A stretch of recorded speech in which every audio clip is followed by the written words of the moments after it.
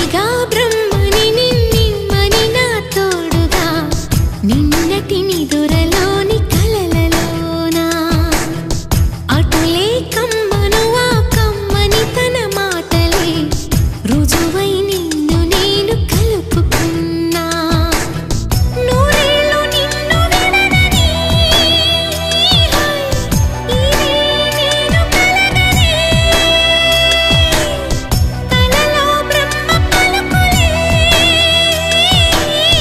తెలుసా నీకు నిజమని నిజమే నిజమే నా కూడా తెలుసులే